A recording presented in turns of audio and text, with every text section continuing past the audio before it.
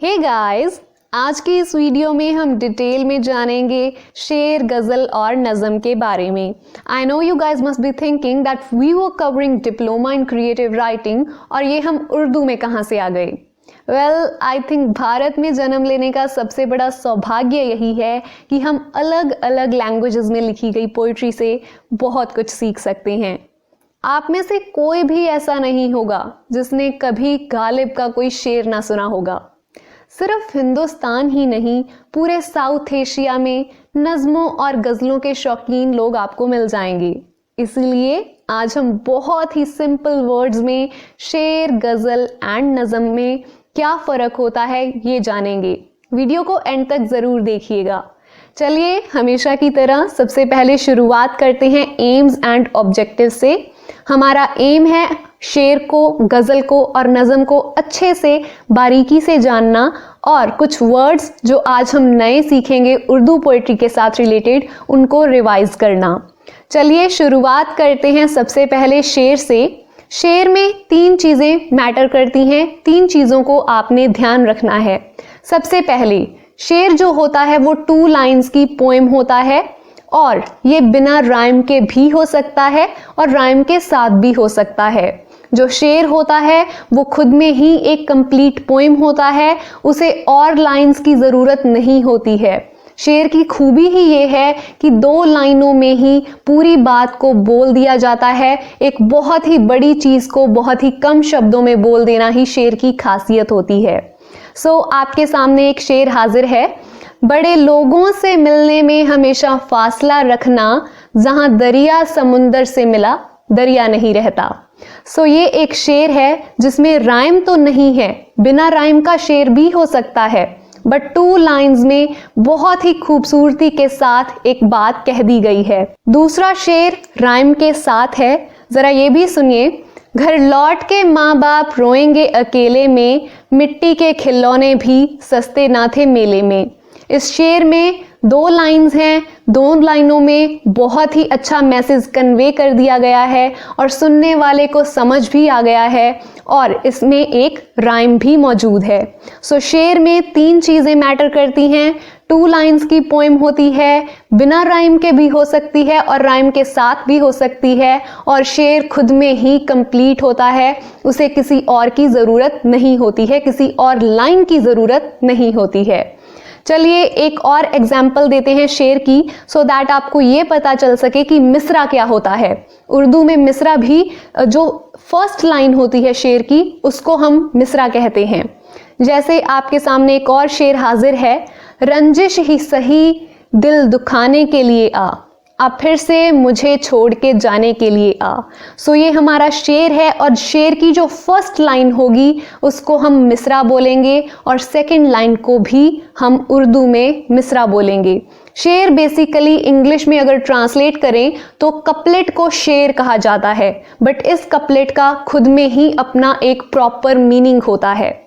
चलिए अब चलते हैं गज़ल की तरफ। जो कलेक्शन ऑफ शेर होती है, मतलब बहुत सारे शेर हैं, उनको कलेक्ट करके एक प्रॉपर पोएम बना दी गई है, उसको उर्दू में गज़ल कहते हैं। गज़ल का जो ओरिजिन था वो बेसिकली अरब वर्ल्ड में हुआ। अरेबिक पोइट्री है गज़ल, और गज़ल में कम से कम 5 शेर ज़रूर होने चाहिए। कम से कम 5 होने चाहिए और ज़्यादा से ज़्यादा 15 भी हो सकते हैं।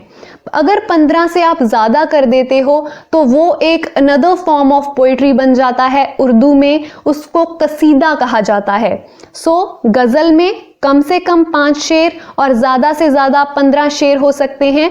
हर शेर मतलब हर कपलेट है जो, वो सेम राइम के साथ एंड होना चाहिए। उसकी जो राइम है वो हर शेर की मैच करनी चाहिए। गज़ल में थीम इम्पॉर्टेंट नहीं होती है क्योंकि हर शेर सेल्फ कंटेन्ड होता है, खुद में वो कंप्लीट होता है और दूसरे शेर से वो इंडिपेंडेंट होता है। अब आपके सामने एक गज़ल हाजिर है। रंजिश ही सही दिल ही दुखाने के लिए आ, अब फिर से मुझे छोड़ के जाने के लिए आ। कुछ तो मेरे पंदार ए मोहब्बत का भ्रम रख, तू भी तो कभी मुझको मनाने के लिए आ। पहले से मरासिम ना सही, फिर भी कभी तो रस्म रा ए दुनिया ही निभाने के लिए आ। आपके सामने 3 कपलेट्स हैं, 3 शेर हैं और जो गज़ल का पहला शेर होता है उसको हम मतला कहते हैं। जैसे कि शेर खुद में सेल्फ कंटेन्ड है, आपको बताया गया है, बट जब ये गज़ल का शेर बन जाता है, अब ये तीनों शेर एक गज़ल का पार्ट हैं, तो हम इसे एक नया नाम देते हैं और वो नाम है बैत, BYAT, बैत। जो शेर का प्लूरल होता है, हम शेर का प्लूरल शेरों नहीं बोलते हैं, हम अशार बोलते हैं। शेर का प्लूरल होगा अशार, और जो आपके सामने ये सेम राइम है, लिए आ लिए आ लिए आ, जो ये रिपीट हो रहा है सेम राइम, इसको हम रदीफ कहते हैं। अब आगे चलते हैं। जो गज़ल का बेस्ट शेर होता है उसको हम बोलते हैं बैत उल गज़ल, और जो रिपीटिंग पैटर्न ऑफ वर्ड्स होता है उसे हम बोलते हैं काफिया। जैसे आपके सामने वर्ड्स हैं ज़माने, रुलाने, बुझाने, इन वर्ड्स को हम काफिया कहते हैं। जो गज़ल का लास्ट शेर होता है उसको हम मक्ता कहते हैं। आई होप आपको क्लियर हुआ होगा कि गज़ल किसे कहते हैं। गज़ल कलेक्शन ऑफ शेर होती है, मिनिमम 5 शेर हो सकते हैं, मैक्सिमम 15 हो सकते हैं, बट 15 से ज़्यादा नहीं हो सकते क्योंकि फिर वो कसीदा बन जाएगा। और इसमें थीम इम्पॉर्टेंट नहीं होती है बट राइम इम्पॉर्टेंट होती है। जैसे कि लिए आ बार बार रिपीट हो रहा था, हर शेर दूसरे शेर के साथ उसकी राइमिंग पैटर्न मैच होनी चाहिए, थीम बेशक मैच ना हो। चलिए अब चलते हैं नज़म की तरफ। नज़म क्या होती है? नज़म एक वो पोइट्री है, नज़म बेसिकली पोइट्री ही है जिसमें राइम की ज़रूरत नहीं होती है। इसमें कोई रूल नहीं होता पर्टिकुलर, राइटर खुद का ही जैसा वो लिखना चाहता है अपने आप को एक्सप्रेस करता है। बिना किसी राइम के भी नज़म हो सकती है और नज़म राइम के साथ भी हो सकती है। जो टाइटल होता है नज़म का वो पूरे सेंट्रल थीम को रिप्रेजेंट करता है। पूरी की पूरी नज़म एक थीम के ऊपर बेस्ड होती है और वो नज़म शॉर्ट भी हो सकती है और लॉन्ग भी हो सकती है।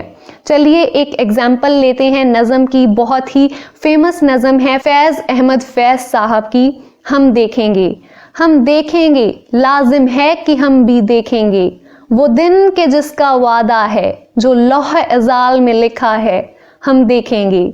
इस नज़म को रीड करके आपको भी पता चल गया होगा कि इसमें कोई भी राइम नहीं है बट एक सेंट्रल थीम है और जिसके अराउंड पूरी की पूरी नज़म जो है वो लिखी गई है। चलिए अब देख लेते हैं कुछ words related to Urdu poetry जो आज हमने सीखे हैं। सबसे पहला वर्ड है शेर। शेर होता है कंप्लीट पोएम ऑफ 2 लाइन्स, पूरी की पूरी पोएम 2 लाइन्स की, और इसको किसी और लाइन की ज़रूरत नहीं है, राइम हो भी सकती है और नहीं भी हो सकती। मिसरा होता है पहली लाइन शेर की, मतला होता है पहला गज़ल शेर का, मक्ता होता है लास्ट शेर ऑफ गज़ल, जो गज़ल का लास्ट शेर होगा उसको हम मक्ता बोलेंगे। तकल्लुफ होता है राइटर का पेन नेम जिसको वो नॉर्मली मक्ता में लिखता है, मतलब लास्ट शेर ऑफ गज़ल में लिखता है। कलेक्शन ऑफ गज़ल्स को हम दीवान बोलते हैं और शेर जो गज़ल का शेर होता है उसको हम शेर नहीं बैत बोलते हैं। BYAT बैत भी हो सकता है, BAIT बैत भी आप लिख सकते हो। सो आई होप आपको बहुत कुछ आज सीखने को मिला होगा। अगर आपको ये वीडियो यूज़फुल लगी है तो डेफिनेटली इसको लाइक कीजिए, चैनल को सब्सक्राइब कीजिए और ऐसी वीडियोस को देखने के लिए। Thank you so much.